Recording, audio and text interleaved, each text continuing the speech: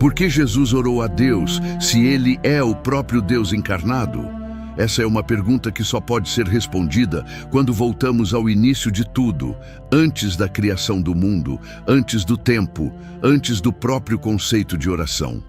Para compreender plenamente a oração de Jesus e seu significado mais profundo, é essencial entender quem ele era antes de nascer em Belém, antes de ser chamado de filho de Maria, antes de ser reconhecido como o Cristo. Sem esse retorno à origem, qualquer explicação se torna rasa e desconectada da realidade espiritual que sustenta todo o Evangelho.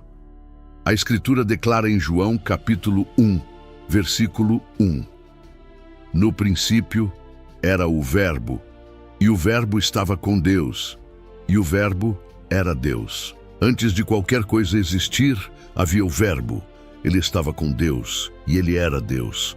Aqui encontramos o primeiro vislumbre do mistério eterno que envolve a identidade de Jesus Cristo.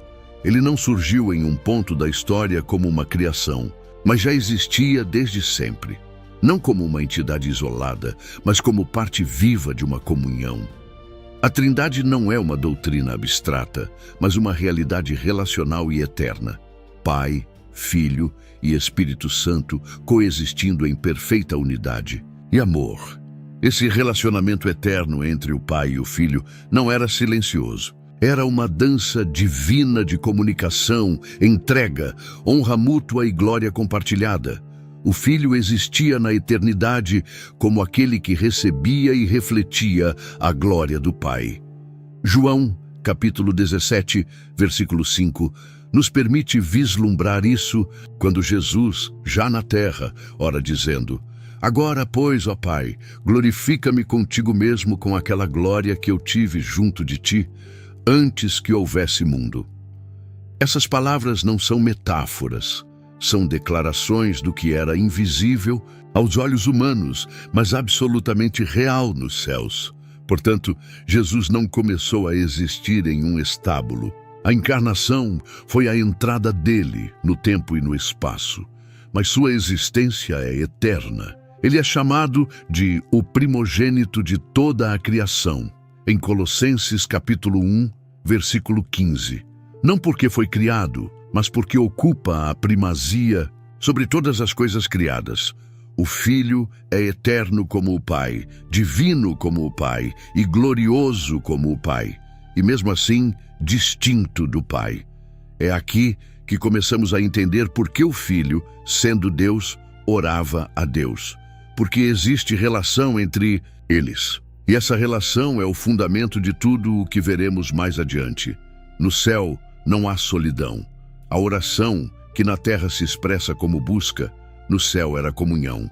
O Filho sempre conheceu o Pai, não por informação, mas por presença. E o Pai sempre amou o Filho, não por obrigação, mas por essência. Essa troca, esse movimento eterno entre as pessoas da Trindade, já era por si só uma forma de comunicação sagrada. O que Jesus fez na terra foi apenas trazer para dentro da carne essa comunhão celestial que sempre existiu. Em Hebreus capítulo 1, versículo 3, lemos que o Filho, sendo o resplendor da glória de Deus e a expressa imagem do seu ser, sustentando todas as coisas pela palavra do seu poder, havendo feito por si mesmo a purificação dos pecados, assentou-se à destra da majestade nas alturas. Isso nos mostra que o mesmo que orou nas madrugadas da Galileia é o mesmo que sustentava o universo antes que houvesse universo. O que muda não é a essência do Filho, mas a forma como essa essência se manifesta quando ele assume a natureza humana. Esse entendimento nos liberta de pensar que a oração de Jesus foi um teatro ou uma contradição. Pelo contrário, ela foi a manifestação mais pura e perfeita de um relacionamento que sempre existiu. A oração não surgiu no mundo como um recurso de quem está perdido, mas como expressão da comunhão divina. O Filho ora ao Pai, não para se convencer ou se encontrar, mas para permanecer no vínculo eterno que sempre teve. A oração não diminui a divindade de Cristo, ela a revela. Quando Jesus ora, ele está reencenando na terra aquilo que ele sempre viveu no céu: o amor do Pai, a obediência voluntária, a confiança mútua e a entrega perfeita. Em João, capítulo 5, versículo 19, ele diz: em verdade vos digo que o Filho por si mesmo não pode fazer coisa alguma se não vir o Pai fazer. Porque tudo quanto ele faz, o Filho o faz igualmente. Aqui a oração se mostra como o canal onde essa obediência se manifesta, não como imposição, mas como escolha amorosa. É fundamental notar que essa unidade entre o Pai e o Filho não é uma fusão onde as identidades se perdem. Pelo contrário, é justamente por serem distintos que podem se relacionar em plenitude. O Pai envia, o Filho responde. O Pai ama, o Filho corresponde. O Pai dá, o Filho entrega. A oração de Jesus, portanto, é uma resposta à eterna iniciativa do Pai. Não é carência, é reciprocidade. Isso se repete ao longo de toda a caminhada de Jesus na terra. Jesus, ao nascer como homem, não abandonou sua natureza divina, mas escolheu não usar todos os seus atributos de forma independente. Esse esvaziamento, chamado de kenosis, é o que veremos com mais detalhes a seguir. Mas desde agora, podemos entender que a oração de Jesus começa muito antes de ele nascer. Ela é o reflexo de algo que já existia na eternidade. E por isso, não é incoerência um Deus que ora, mas sim a mais pura revelação de um Deus que se relaciona. Agora, à medida que esse Deus eterno veste a carne humana, a oração deixará de ser apenas um reflexo do céu e passará a ser também uma necessidade real no chão da existência. Porque o mesmo que sustentava os céus se fez homem e passou a precisar de alimento, de descanso e de comunhão diária com o Pai, não como recurso espiritual apenas, mas como sobrevivência da alma. E é por isso que precisamos entender o véu da carne que ele vestiu, para compreender a profundidade da oração que brotou de seus lábios terrenos. O véu da carne.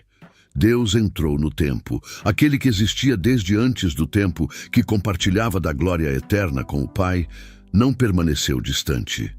Ele entrou. Não entrou como luz, rasgando os céus com imponência, nem como voz trovejando do firmamento. Entrou silencioso, envolto em carne, nascido de uma virgem, colocado numa manjedoura. O Verbo eterno se fez homem. E ali, no limite do corpo, na fragilidade de ossos e nervos, a oração ganhou outro tom. Porque agora o eterno estava sujeito ao tempo, o infinito contido no finito. E o Todo-Poderoso, em plena humanidade, se colocou de joelhos diante do Pai. Filipenses capítulo 2, versículos 6 a 8, nos mostra esse momento com clareza. Sendo em forma de Deus, não teve por usurpação ser igual a Deus, mas esvaziou-se a si mesmo, tomando a forma de servo, fazendo-se semelhante aos homens. E achado na forma de homem, humilhou-se a si mesmo, sendo obediente até a morte e morte de cruz. Aqui não há perda de divindade, há entrega. Não é Deus se tornando menos Deus, é Deus assumindo por amor a plenitude da nossa humanidade, inclusive a vulnerabilidade da alma que ora. Jesus não fingiu ser humano, ele foi. Sentiu fome no deserto, sede à beira do poço, sono no barco, cansaço nos caminhos de Jerusalém. Mas entre todas as marcas da sua encarnação, uma se destaca. Com força, sua dependência do Pai. Não por incapacidade, mas por escolha. Ele poderia invocar miríades de anjos, mas escolheu se submeter. Poderia conhecer todas as coisas por si só, mas optou por ouvir, esperar, orar. A oração, portanto, não foi uma concessão divina para um momento de fraqueza. Foi uma disciplina sagrada que revelou como o Deus encarnado caminharia entre os homens. Lucas, capítulo 5, versículo 16, diz que ele retirava-se para os desertos e ali orava. Não há exigência, a desejo. O filho se retirava, buscava, separava-se do ruído da multidão para estar com o pai, porque em cada respiração ele lembrava quem era. E embora caminhasse com os homens, seu sustento não vinha deles. Era na presença do pai que ele reencontrava o centro, a clareza, a direção. E era nesse lugar secreto, muitas vezes invisível aos olhos humanos, que o plano da redenção se alinhava, não como revelação nova, mas como reafirmação do que já existia entre o pai e o filho. É importante notar que a encarnação não é apenas um evento biológico. É uma escolha espiritual com desdobramentos profundos. O Filho, eterno e glorioso, limitou-se à carne. E ao fazer isso, não apenas sentiu as dores da humanidade, mas assumiu também os seus ritmos. O tempo, que para o céu é apenas um instrumento, tornou-se parte do cotidiano do Cristo. E dentro desse tempo, a oração passou a ser prática constante, quase respiratória. Não era apenas nos momentos críticos que ele orava, mas em cada passo, porque cada passo exigia alinhamento com a vontade do Pai. Hebreus capítulo 5, versículo 7, nos revela uma dimensão comovente. Ele, nos dias da sua carne, oferecendo, com grande clamor e lágrimas, orações e súplicas ao que o podia livrar da morte, foi ouvido quanto ao que temia. Essa descrição nos aproxima da humanidade de Jesus de uma forma inquietante. O Filho com lágrimas, orando com clamor, não como alguém teatral, mas como quem sente cada peso da carne, cada sombra da dor, cada estremecimento da alma. E mesmo assim ora. Ora porque confia, ora porque sabe que é nesse lugar de submissão que a vontade do Pai se revela em plenitude. A encarnação, então, nos mostra que a oração de Jesus não é um adorno, nem um recurso simbólico. É necessidade. Mas é uma necessidade diferente daquela que conhecemos. Não é desespero, é confiança. Não é insegurança, é entrega. Não é busca por respostas, mas manutenção de conexão. A oração é o fio invisível que liga o céu ao chão da existência. E ao optar por viver plenamente como homem, Jesus nos ensinou que até o mais santo dos santos ora, não por carência, mas por fidelidade. E essa fidelidade é ainda mais admirável quando percebemos que o Filho sabia todas as coisas. Ele conhecia os corações, via o invisível, discernia os pensamentos e ainda assim orava. Porque o saber não substitui a comunhão. Porque o conhecimento não elimina a relação. Porque nem mesmo o pleno entendimento da vontade de Deus dispensa o encontro com o Pai. Jesus orava não apenas para pedir, mas para estar. E esse estar com o Pai era mais vital do que o pão. Em Marcos capítulo 1, versículo 30 e 5 vemos: levantando-se de manhã muito cedo, fazendo ainda escuro, saiu e foi para um lugar deserto, e ali orava. O detalhe do horário, da solidão, da busca, tudo aponta para um hábito. Não era uma reação a crises, mas um estilo de vida, um modo de viver, um compromisso com o céu dentro do caos da terra. O Filho, mesmo sendo Deus, agia como o servo perfeito, e como servo não dava um passo sem oração. Ele não se apoiava em seu poder, mas em sua obediência. A oração de Jesus na carne era também escudo. Diante das tentações, das acusações, das incompreensões, era na oração que ele se fortalecia. Diante das multidões que o apertavam, dos fariseus que o testavam, dos discípulos que pouco entendiam, era na oração que ele encontrava a direção. E mesmo sabendo o final da história, mesmo prevendo a cruz e a ressurreição, ele continuava orando, porque mais do que mudar circunstâncias, a oração sustentava sua missão. Isso nos revela algo sublime. A verdadeira oração não é aquela que tenta manipular o céu, mas aquela que alinha a terra ao céu. Jesus orava não para escapar, mas para cumprir. Orava não para evitar a dor, mas para suportá-la com dignidade. A oração era parte de sua entrega, de sua missão, de sua paixão. E ao orar, ele não deixava de ser Deus. Ele mostrava como Deus se move quando escolhe amar até o fim. É nesse véu da carne que a oração se mostra em sua face mais íntima, porque quando o divino se curva, a oração se torna uma revelação de humildade absoluta. Jesus não precisava de aprovação nem de instrução, mas escolheu depender. Escolheu ouvir, escolheu se calar e esperar. E isso muda completamente o nosso entendimento sobre oração. Porque se o próprio Deus encarnado orava, quanto mais nós deveríamos orar.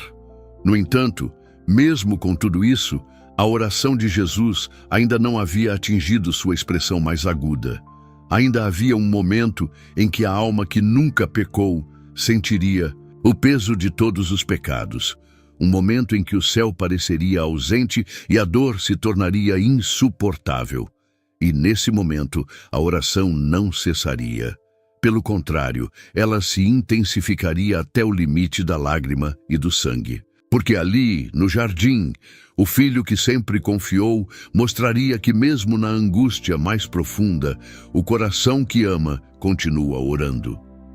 A oração como comunhão eterna, expressa no tempo. Quando o céu desceu e se fez carne, a comunhão que sempre existiu entre o Pai e o Filho não foi rompida. Pelo contrário, ela se tornou visível, audível, palpável. Cada gesto de Jesus, cada silêncio, cada palavra, cada noite em oração, tudo refletia algo muito maior do que simples piedade. Era a manifestação, dentro do tempo, de uma relação eterna.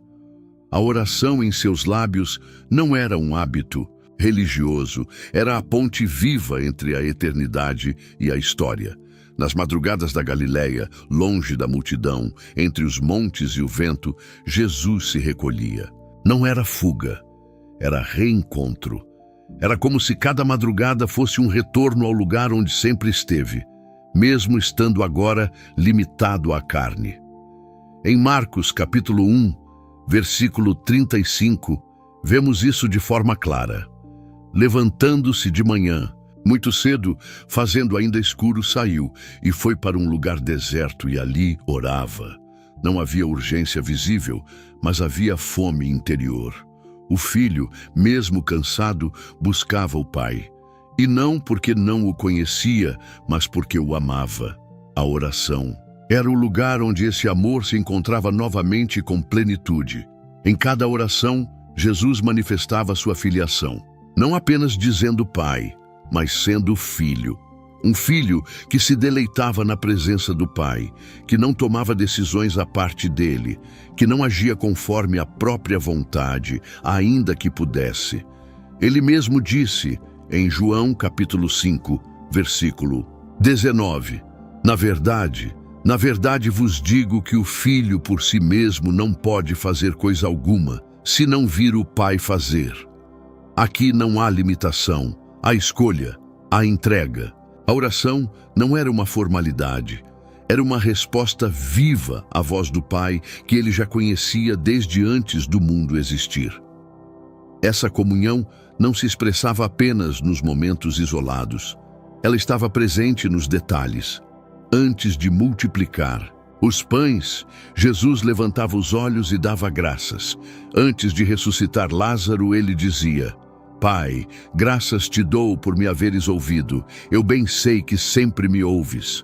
João capítulo 11, versículos 41 e 42. A oração não era um grito desesperado, era uma conversa contínua. O filho falava, o pai ouvia. O pai falava, o filho obedecia. E tudo isso acontecia diante dos olhos dos homens, como testemunho de que o céu não estava distante, mas presente. Mesmo quando os discípulos não compreendiam a profundidade da missão de Jesus, mesmo quando duvidavam, mesmo quando dormiam, enquanto ele orava, o filho não se afastava do Pai, porque a oração nunca foi uma performance, era comunhão. Em João, capítulo 8, versículo 29, ele afirma: E aquele que me enviou está comigo. O Pai não me tem deixado só, porque eu faço sempre o que lhe agrada.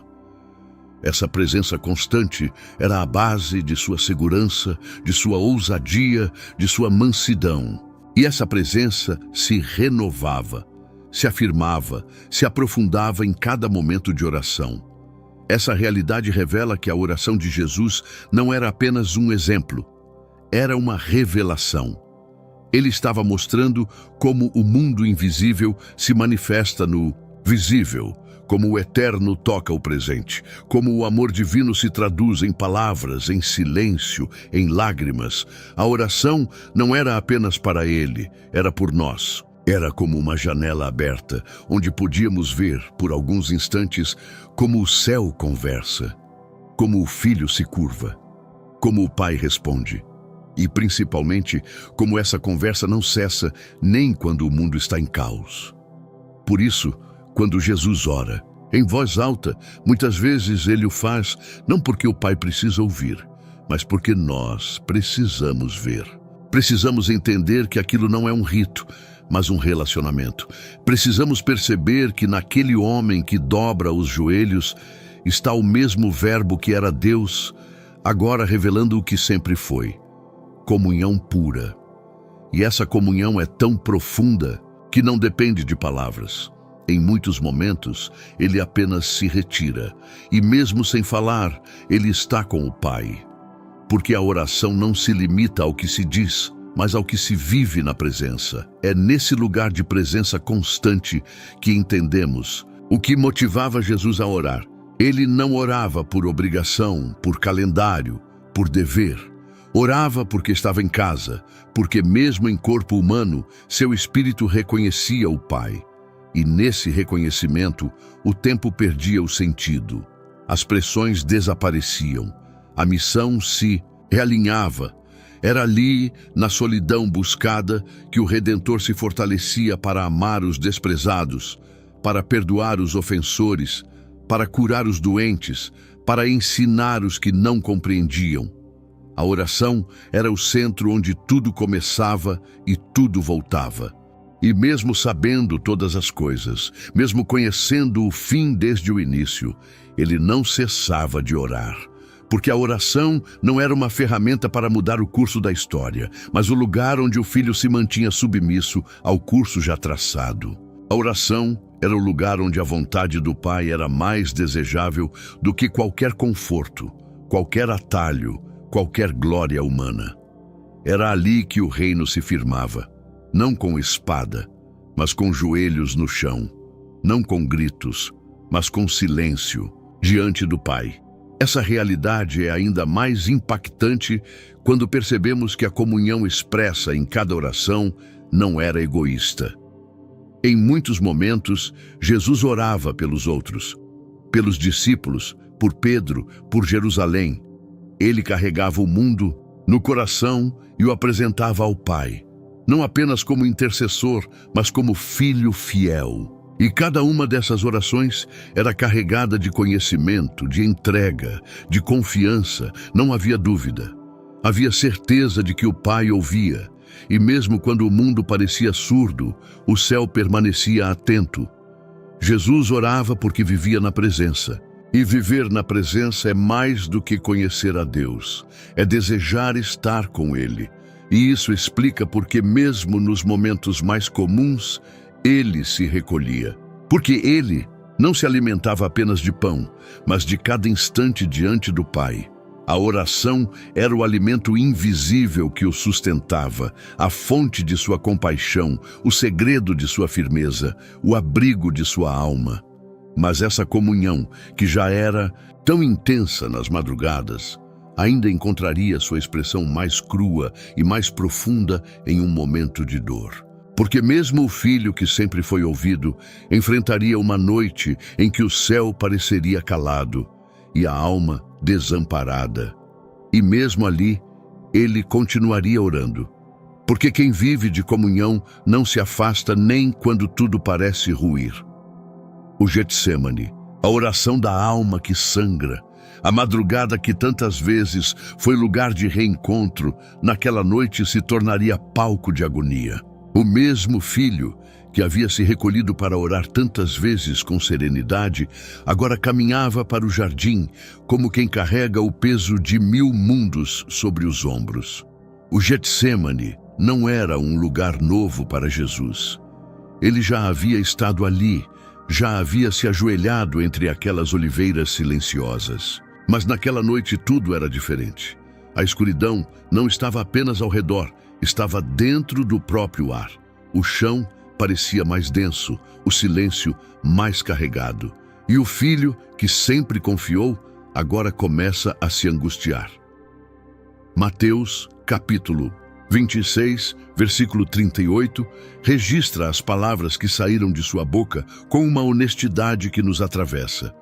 A minha alma está profundamente triste até a morte. Não era um exagero, era um retrato daquilo que invadia o interior dele. A tristeza de Jesus não era teatral, era real. Era como se a própria criação se calasse diante do que estava prestes a acontecer. A cruz ainda não havia sido erguida, mas já pesava sobre o coração do Salvador.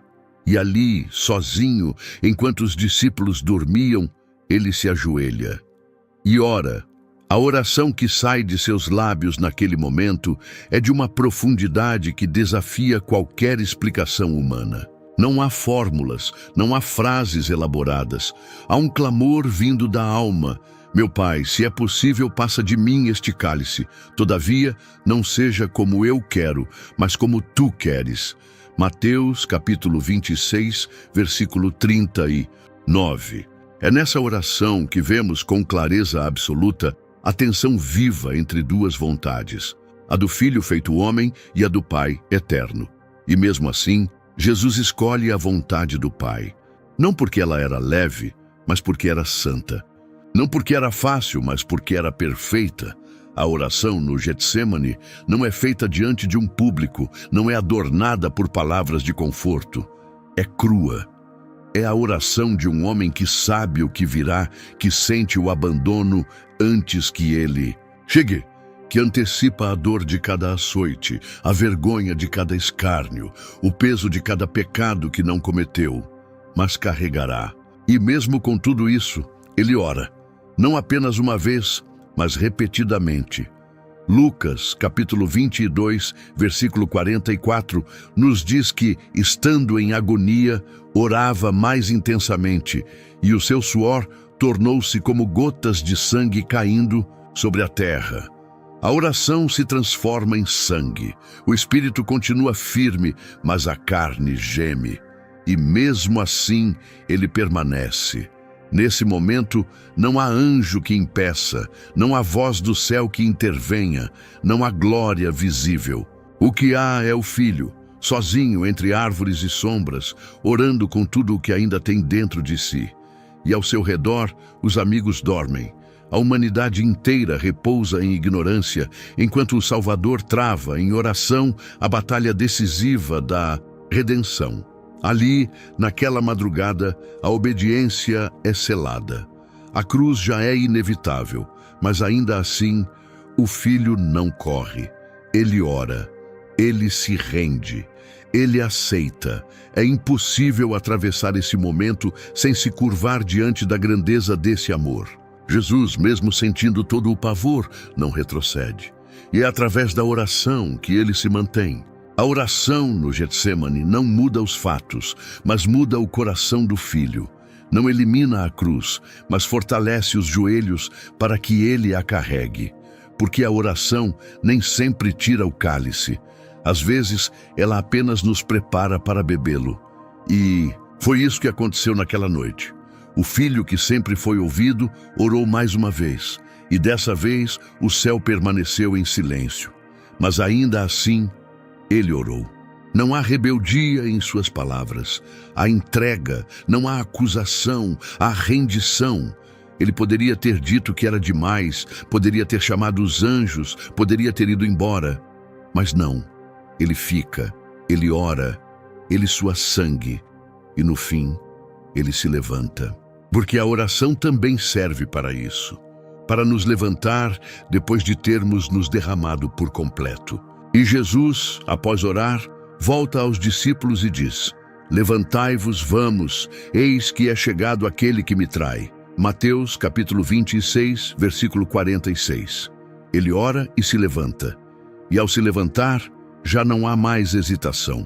A cruz o espera e ele caminha para ela. Nesse jardim, não vemos um Deus distante, vemos um Deus próximo, de joelhos, suando, sentindo, gemendo. Vemos que a oração de Jesus não era apenas uma expressão de fé, mas a própria ferramenta que o sustentava na maior angústia da história.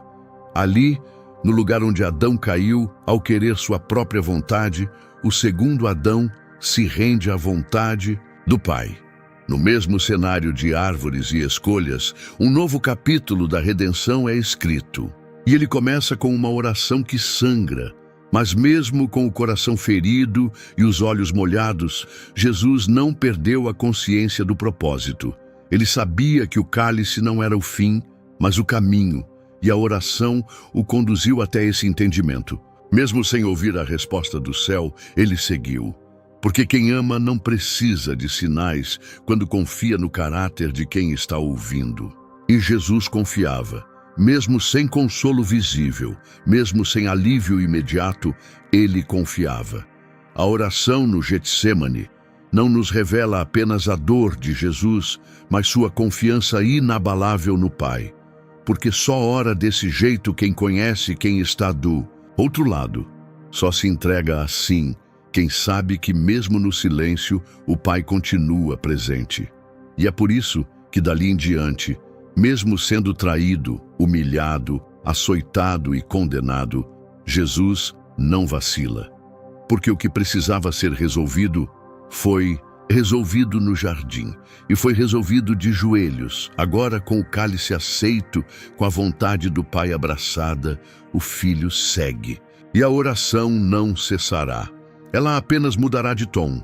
Porque mesmo pendurado em uma cruz, com o corpo dilacerado e a alma imersa na escuridão, ele ainda encontrará palavras para falar com o Pai. E mais uma vez, a oração revelará a essência daquele que sempre foi um com Deus, o clamor que rasgou os céus. Ele caminhou até ali com os pés firmes, mesmo depois de sangrar no jardim, mesmo depois de ser traído, preso, julgado e espancado.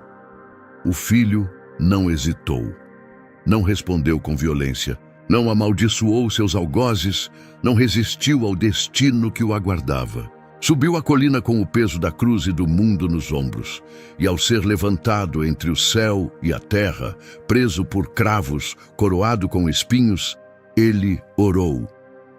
Lucas, capítulo 23, versículo 34, nos mostra a primeira de suas palavras, ali no alto.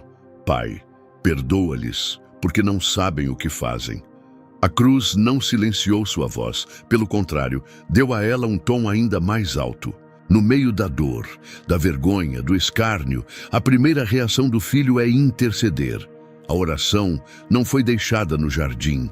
Ela atravessou o julgamento, o açoite, a zombaria. Porque o Filho não ora apenas quando sente paz. Ele ora porque permanece em comunhão. Mesmo quando o corpo é despedaçado, a alma se curva ao Pai. Mas o clamor mais profundo ainda estava por vir. Entre as 6 e as 9 horas daquele dia, uma escuridão caiu sobre a terra. O céu, que tantas vezes foi testemunha da glória de Deus, agora se cobria como se estivesse de luto. E naquele momento, um grito rompeu o silêncio. Não era um suspiro, era um grito que cortava tudo. Deus meu, por que me desamparaste? Mateus capítulo 27, versículo 46. O mesmo que chamava o Pai de meu Pai, agora clama Deus meu. A intimidade parece distante. O calor da comunhão parece ter se afastado. E o Filho, pela primeira vez, experimenta o abandono. Mas esse abandono não é real no sentido do amor. É real no sentido do juízo. O Pai não deixou de amar, mas naquele momento o pecado do mundo foi colocado sobre o Filho, e onde há pecado, há separação. Não porque o Pai quis distância, mas porque a justiça exigia pagamento. Jesus não estava sendo rejeitado como filho, mas tratado como se fosse o próprio pecado. Como diz 2 aos Coríntios, capítulo 5, versículo 21, aquele que não conheceu pecado, Deus o fez pecado por nós. E naquele instante o céu se calou para que a redenção se cumprisse. O grito de Jesus na cruz não é dúvida, é identificação. Ele não pergunta por quê, por desconhecimento, mas porque naquele momento ele assume a dor de toda a humanidade que já clamou sem resposta.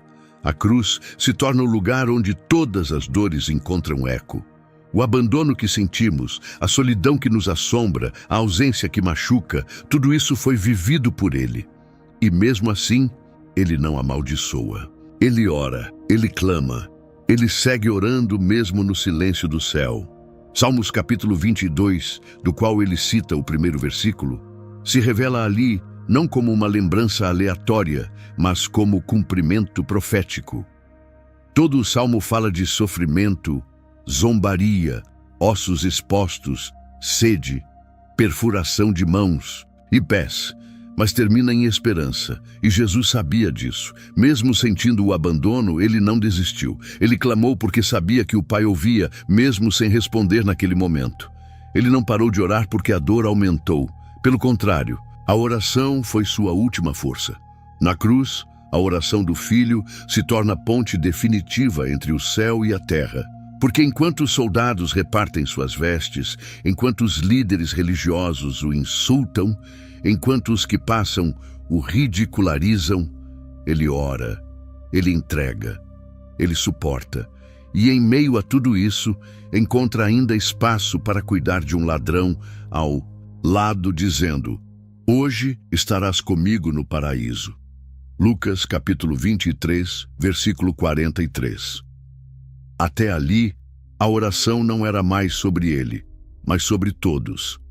Até o fim, ele se doava. O clímax chega quando ele diz: Pai, nas tuas mãos entrego o meu espírito. Lucas capítulo 23, versículo 46. A oração que começou com entrega no jardim, agora se encerra com entrega na cruz. Ele não morre tomado pela violência. Ele entrega a própria vida. Ele não é vencido pela morte. Ele se rende por amor. E a oração é o fio condutor que liga esses momentos. Porque Jesus não apenas viveu orando, ele morreu orando. Nesse momento, o véu do templo se rasga.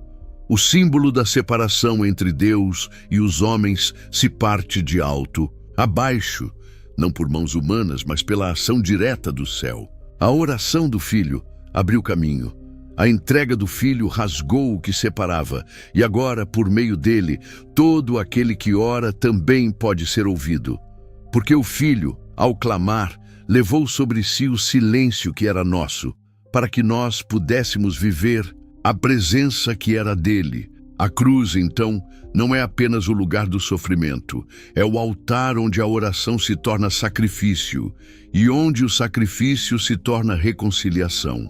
O clamor que rasgou os céus também rasgou as barreiras que nos separavam do Pai. E por isso a cruz continua falando, continua respondendo, continua revelando que mesmo no momento de maior escuridão, a oração do Filho permaneceu firme. E porque ele não desistiu, agora todos podemos nos aproximar com confiança. Mas a história não termina no silêncio da morte. A oração que atravessou o Getsêmani e rompeu na cruz ainda continua, porque aquele que orou até o último suspiro não permaneceu no túmulo. Ele ressuscitou. E mesmo glorificado, não deixou de interceder, porque a oração do Filho não era temporária, era eterna. E agora, exaltado, ele continua orando, mas já não como homem sofredor, e sim como mediador glorioso, a oração que ensinou os discípulos. Antes de continuarmos, se este conteúdo tem abençoado sua vida, curta, comente e compartilhe.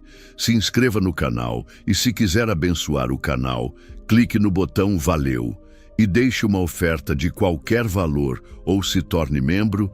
Assim, continuamos. investindo em pesquisa e melhorias para abençoar ainda mais a sua vida. Continuando, eles o viam orar, em silêncio, em voz baixa, em voz alta, antes do amanhecer, depois de longos dias com multidões. Jesus nunca tratou a oração como algo reservado a ocasiões especiais. Para ele, orar era respirar, era viver. E foi por isso que os discípulos não pediram para aprender a pregar, a expulsar demônios, a curar. Eles pediram: Senhor, ensina-nos a orar. Lucas capítulo 11, versículo 1. Eles perceberam que havia algo ali que transcendia o que conheciam.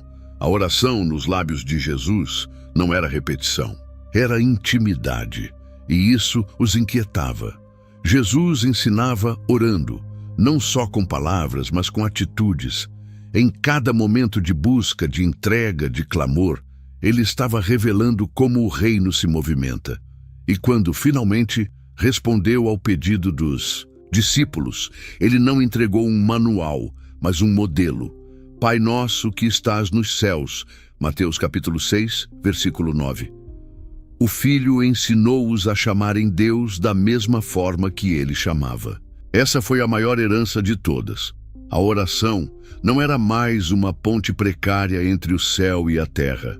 Era agora um caminho pavimentado com acesso direto. O mesmo Pai que ouvia o Filho estava pronto para ouvir os discípulos. E isso mudou tudo. O ensino de Jesus sobre a oração não era apenas técnico, era relacional. Ele não ofereceu palavras mágicas, mas direção de coração. Ele mostrou que orar não é convencer Deus a fazer algo, mas alinhar-se com a vontade dele. Em cada expressão, seja venha o teu reino, seja feita a tua vontade, ou perdoa-nos, há mais do que pedidos. A confissão de dependência. Jesus estava ensinando os discípulos a viverem como ele vivia, em comunhão, em humildade, em sintonia com o Pai. Além da oração modelo, Jesus também os ensinava com exemplos vivos, quando se afastava para orar antes de grandes decisões, como a escolha dos 12, Lucas capítulo 6, versículo 12. Ele mostrava que nenhuma escolha deveria ser feita sem direção do alto. Quando chorou diante do túmulo de Lázaro e levantou os olhos ao céu, agradecendo antes mesmo de realizar o milagre, ele revelou que oração é reconhecimento, não ansiedade. E quando se ajoelhou para orar por Pedro, dizendo: Simão, eis que Satanás vos pediu para vos peneirar como trigo, mas eu roguei por ti, para que a tua fé não desfaleça. Lucas capítulo 22, versículos 31 e 32. Mostrou que oração é proteção, é cobertura, é escudo. Os discípulos viam isso tudo, e ainda assim, por vezes, não compreendiam. Dormiam enquanto ele orava, questionavam enquanto ele intercedia. Mas Jesus não os reprovava com dureza. Ele os incluía. Ele orava com eles e por eles. A oração era sua forma de amar. Quando Pedro negaria, ele já havia orado por sua restauração. Quando Tomé duvidaria, ele já havia falado ao Pai sobre os que creriam mesmo sem ver. Quando todos fugiriam, ele já os tinha coberto com palavras que ultrapassavam o tempo. E em nenhum momento isso ficou tão claro quanto em João capítulo 17. Na oração que antecede sua prisão, Jesus ergue os olhos e fala com o Pai, não como quem teme, mas como quem entrega. Ele ora por si, pelos discípulos e por todos os que ainda creriam. Ali está o coração dele exposto sem reservas. Ele diz: Pai Santo, guarda em teu nome aqueles que me deste. Não peço que os tires do mundo, mas que os livres do mal. Santifica-os na verdade. Versículos 11, 15 e 17. E mais adiante: Pai, aqueles que me deste, quero que, onde eu estiver, também eles estejam comigo. Versículo 24. É nessa oração que se vê com clareza que, mesmo às portas da cruz, a preocupação do Filho era o bem dos seus. Ele orava: porque sabia que a oração é ponte que permanece quando a presença física já não pode acompanhar. Essa oração não foi feita para impressionar, mas para revelar. Jesus mostrou que interceder é amar, que apresentar alguém diante do Pai é um dos atos mais elevados da fé. Ele sabia que os discípulos falhariam, sabia que o medo os faria correr, sabia que a dúvida os alcançaria, mas antes de tudo isso, ele orou. Porque a oração era a forma mais segura de sustentá-los, mesmo quando suas próprias forças os abandonassem. Além de orar por eles, ele os conduzia a orarem também. Em momentos em que as multidões apertavam, ele os chamava a se recolher. Em momentos de dúvida, ele os levava ao monte. Em momentos de expectativa, como no Monte da Transfiguração, ele os envolvia na presença. A oração, para Jesus, era o ambiente natural de transformação. Não havia lugar mais alto, nem arma mais forte, nem consolo mais doce. E ele queria que os discípulos soubessem disso, que sentissem isso, que vivessem isso. Mesmo depois da ressurreição, antes de subir aos céus, Jesus não abandonou esse padrão. Ele os instruiu a permanecerem juntos em oração, até que do alto fossem revestidos de poder. E foi orando que o Espírito veio. Foi orando que o medo foi vencido. Foi orando que a igreja nasceu. Porque o ensino de Jesus sobre oração não ficou apenas em palavras. Ele plantou nos corações deles o desejo de falar com o Pai, de ouvi-lo, de depender dele. E esse mesmo ensino atravessou os séculos. O que os discípulos aprenderam do Mestre ecoou nas cartas, nos atos, nas igrejas. A oração não foi tratada como disciplina rígida, mas como laço de afeto, como o fio que mantinha o céu próximo. E tudo isso começou com Jesus, que orava porque amava, que ensinava orando e orava ensinando, que jamais deixou de dobrar os joelhos, mesmo sendo o Filho exaltado. Mas agora, já não caminhando entre os discípulos como antes, Jesus segue orando, em outro lugar, em outra posição, com outro propósito, mas com a mesma voz, porque a oração do Filho não cessou quando a cruz foi erguida. Ela foi elevada junto com ele. O Filho exaltado continua intercedendo. Ele foi elevado às alturas. Os céus o receberam com glória, e os anjos contemplaram sua entrada como quem assiste ao retorno de um rei vitorioso. Depois da cruz, da sepultura e da ressurreição, Jesus não voltou ao trono para descansar. A obra não terminou com a última frase na cruz. Terminou o sacrifício, mas não cessou a intercessão. O Filho, agora glorificado, continua fazendo o que sempre fez, orando. Mas agora não mais entre oliveiras, nem cercado de multidões, nem limitado pelo corpo físico. Ele ora desde o lugar mais alto, à direita do Pai, com autoridade absoluta. Hebreus capítulo 7, versículo 25 afirma: portanto, pode também salvar perfeitamente os que por ele se chegam a Deus, vivendo sempre para interceder por eles. Ele vive para interceder. Isso não é um detalhe, é uma função contínua.